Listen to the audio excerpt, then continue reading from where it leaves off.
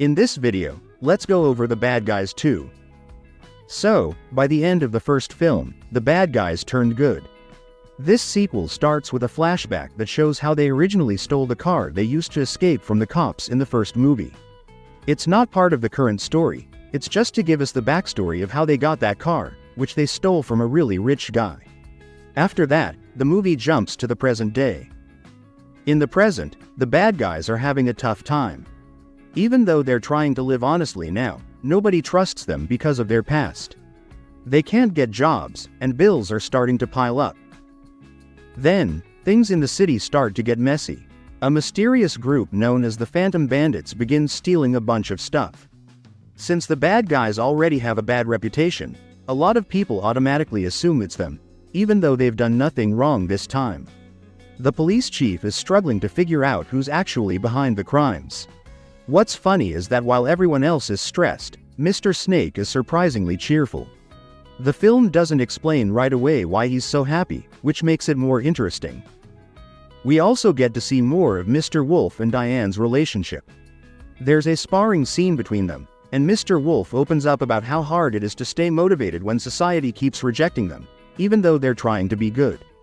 Their relationship is really sweet, but also complicated. Diane is the governor, and Mr. Wolf is an ex-con.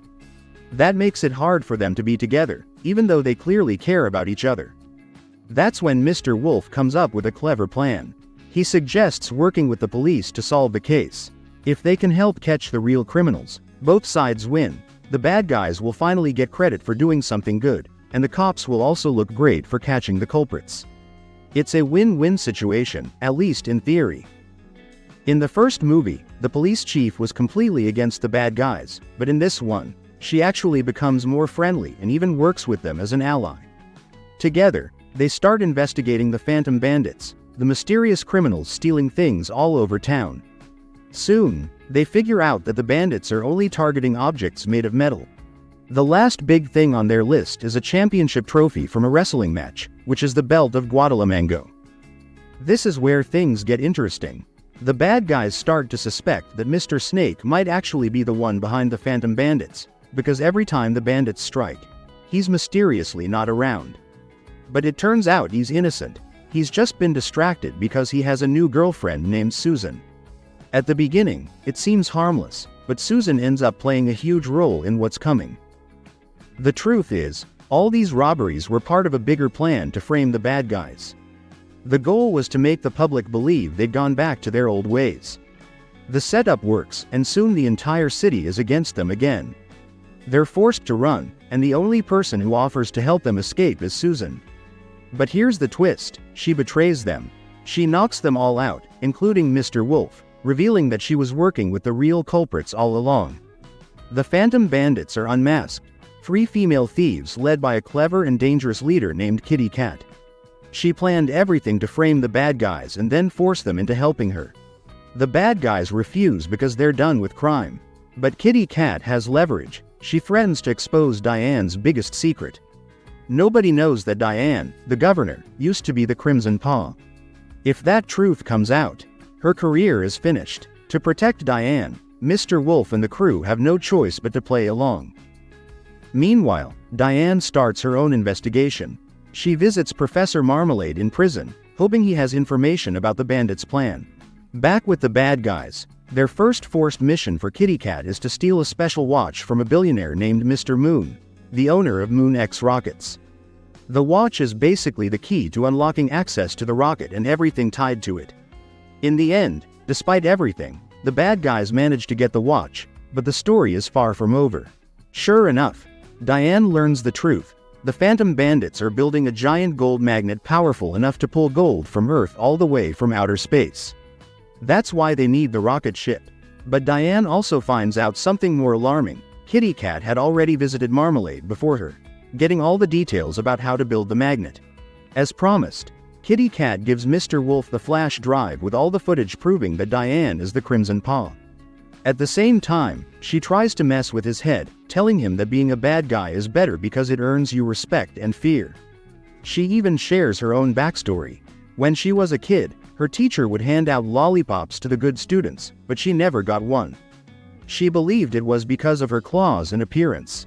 One day, she snapped and stole the entire bag of lollipops, and suddenly all the kids came to her to get them.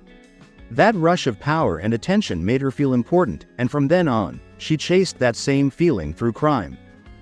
Her words almost get to Mr. Wolf. He starts to question whether being good is really worth it. But in the end, he doesn't fall for it. In fact, he had been planning ahead the whole time, secretly recording the phantom bandits as they confessed to everything. Unfortunately, before he could act, the bandits caught them again. It turns out all those metal thefts at the beginning were to build something called MacGuffinite, basically a giant gold magnet.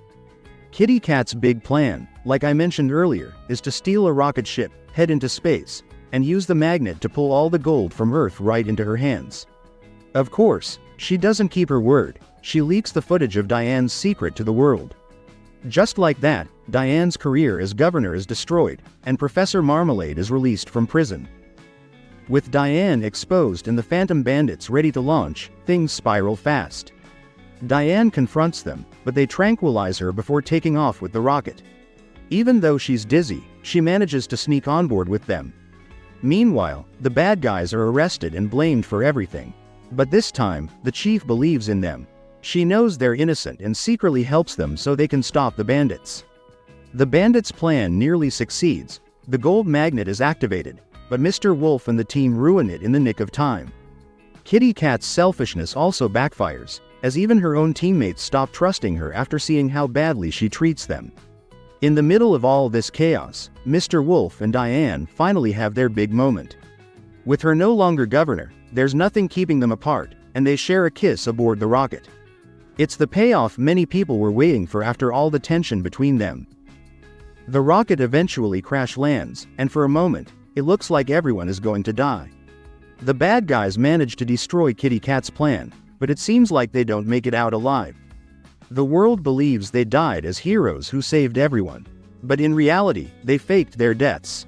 The only person who knows the truth is the chief, who helps cover for them. Now, instead of criminals or public figures, the bad guys and Diane are secretly working as undercover agents, continuing their adventures in the shadows. That's the full recap of The Bad Guys 2.